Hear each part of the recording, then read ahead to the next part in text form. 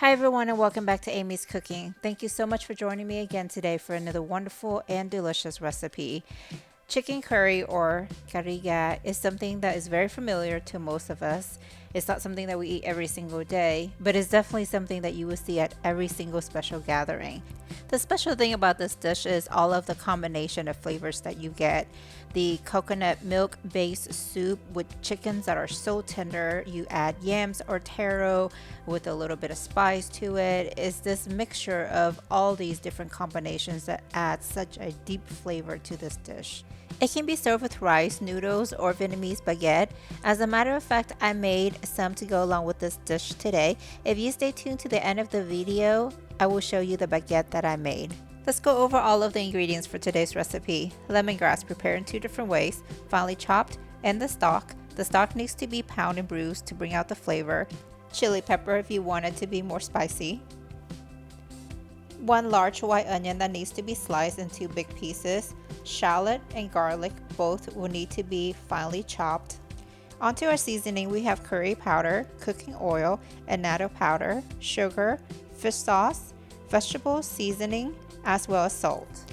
Taro or yam cut into cubes based on your preference. I prefer taro because it gives a thicker texture to the soup. The broth is a combination of water, milk, and coconut cream. The chicken needs to be cleaned and cut into large chunks based on your liking. To this, add in the garlic, the shallot, the lemongrass, the curry powder, the fish sauce, sugar, vegetable seasoning, as well as the salt. Make sure that you're only using half of all of these ingredients so that we can save the other half for later. Once everything has been added, combine the chicken well, and we're going to set it aside and we're going to let it rest for at least 30 minutes so that everything can come together and all the marinades can soak into the chicken. While the chicken is being marinated, we can prepare the taro. On medium heat with a generous amount of cooking oil, we'll fry each side of the taro for a couple of minutes until it's slightly golden. This will give the outside of the taro a hardened surface. It will prevent it from falling apart when we cook together with the curry soup. Once all the taro have been removed, in the same skillet add the chicken. The chicken will need to be fried on each side for a few minutes until all the meats come together. Allowing the chicken to have a slight crust on the outside helps to keep it together and not fall apart when we cook it with the soup as well. Also, it helps to activate a lot of the ingredients that we have added and brings out the color of the curry. You don't have to cook it for very long, just until you can smell the wonderful aroma of the garlic, the shallot, the lemongrass, until the meat kind of just changes in color a little bit, and by then that's good enough. At this point, remove the chicken and add it back into the original bowl where you had your marinades. Don't throw the marinades away. You want to hang on to that for when we cook the chicken. It contains a lot of the seasoning that we added in the very beginning. In a separate pot over medium heat, transfer over 1.5 tablespoons of the oil from the skillet, the oil that we used to fire the taro and the chicken. Now add in the other half left over of the garlic, shallot, and lemongrass. Stir until you can smell the aroma and until it's slightly brown. At that point, add in the curry powder and the annatto powder. The curry powder will give a hint of yellow, but the annatto powder will add a tint of red and really brings out the shine to the curry. Continue to stir until it gets to golden brown, then immediately add in the marinated chicken and the juice from it. You can see the bubbles form when the marinades hits the hot oil, giving a golden red yellow tone that will cover the chicken very nicely. To prevent the chicken meat from looking pale when soaked in the cooking process, we will need to give time for the color to immerse into the chicken. You will know it's ready when the juice are all gone and the pot looks drier. See how beautiful the chicken looks? At this point, add in the water, the coconut juice, the milk,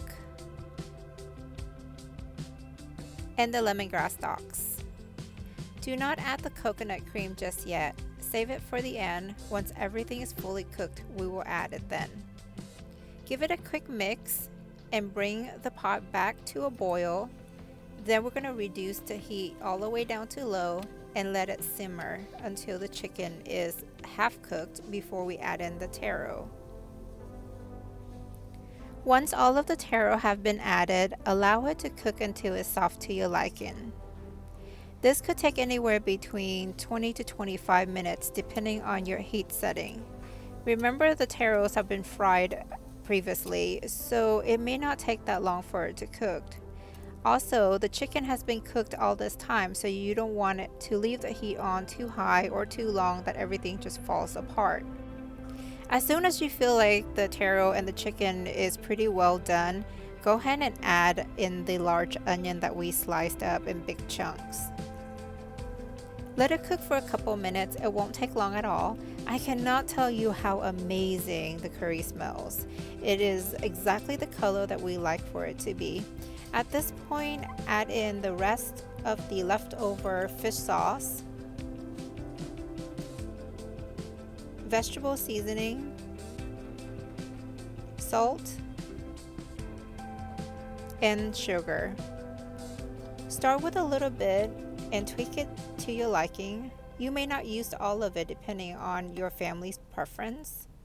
Once everything has been added, give it a quick mix. We are almost there, guys. Last thing we're going to do is we are going to add in the coconut cream. Once you add in the coconut cream, you do need to bring the pot back to a boil and then turn the heat off. Once the heat is off, we're going to add a thickening agent. So a couple options for you. You can use a mixture of the tapioca flour and water, or we can take some of the taro from the pot and we're going to smash it up really well and then add it back into the pot. Serves as a thickening agent. This is a pretty straightforward recipe for the most part. Just a few key important points. When marinating the chicken, do let it sit for at least 30 minutes. You do want to fry the taro and the chicken to give it that nice golden crust so that when you cook together with the curry soup, it doesn't fall apart. For the seasoning, only use half of it in the beginning to marinate the chicken. Save the other half at the end so that you can season the soup. There you go, that's it. Nothing else to do but to serve now. It can be served with rice, it can be served with noodles, or even Vietnamese baguette or banh mi.